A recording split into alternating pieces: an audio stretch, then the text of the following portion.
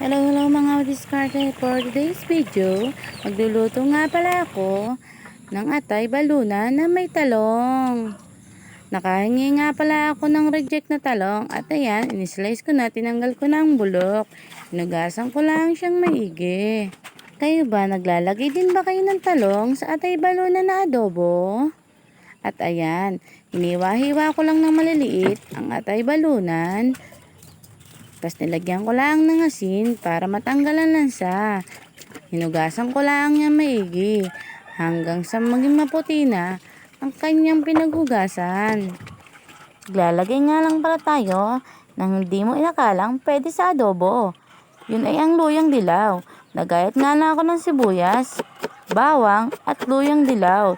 Yan ay masarap sa panggisa. Talagang nawawala ang lansa ng atay balunan. Kaya i-try mo na ito sa bahay. Siguradong mapapasarap ka.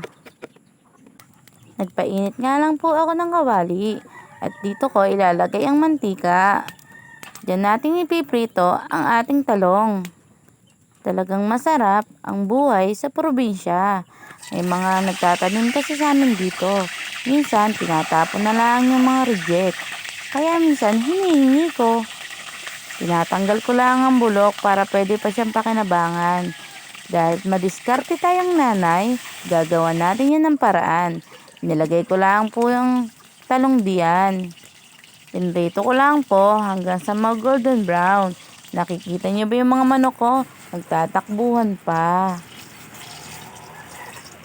Nabili ko nga lang pala ng atay balunan ng 15 balunan, 50 pesos na atay. Kaya bale, pumapatak, 100 pesos lang. Tapos hiningi ko lang naman yung mga reject, kaya yan ay putol-putol. Sa panahon ngayon, dapat madiskarte ka na. Hindi laging puro gastos, puro bili. Lalo na kung nasa probinsya ka naman. Dito ko lang yung mga natitirang talong at mamaya tayo magigisa na. At ayan, sobrang lakas na nga ng ulan. Aabuti na ang aking piniprito. Buti hindi nababasa. At ayan, binaliktad na nga po natin. Mamaya, isa-set aside na lang muna natin yan.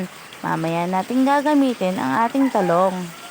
Sa parehas na kawali, magbabawas lang tayo ng mantika. Diyan na natin igigisa ang sibuyas at luyang dilaw. Igisa lang mong maigi hanggang sa maluto ang luya. At sinunod ko na po ang bawang. Gisa-gisa mo lang hanggang sa ito'y malanta. Pagkatapos, nilagay ko na po ang balon-balunan. Dahil ang balon-balunan ay siya ay may mas matigas kaysa sa atay. Kaya ginisa ko muna siya maigi dyan. At lalagyan na natin ng pampalasa siya habang siya'y nalalabog. Naglagay nga lang po ako ng laurel at paminta. At minekos-mekos lang natin yan ng bahagya para magkalat ang lasa. Ayan, naglagay na lang po din ako ng oyster sauce. At hinalo-halo ko lang po ng bahagya. Ang sinunod ko lang po ay ang suka. Ang sukang ginagamit ko ay sukang nyog. Mas masarap kasi siya at mas malinamnam. Pero kahit anong meron sa inyong bahay ay pwede naman. Wag po muna nating hahaluin. Pag naglagay tayo ng suka, yun lang kasi ang sabi ng matatanda.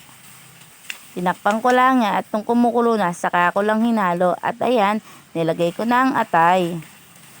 Minekos-mekos lang natin yan ng bahagya para mag-combine na sila. Tapos saka natin nilagyan ng toyo. Paalala, huwag masyadong madaming toyo.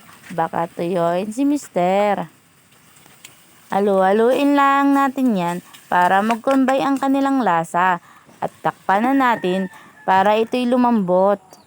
At ayan, nilagyan ko lang po ng konting tubig at konting asukal pang pabalanse ng lasa. At yan, hinalo-halo na lang natin para maging masarap. Inilagay ko na nga po ang talong nung labog na ang atay at balon-balunan. At ayan, ready to serve na. Luto na ang ating adobo na atay at balon-balunan with talong.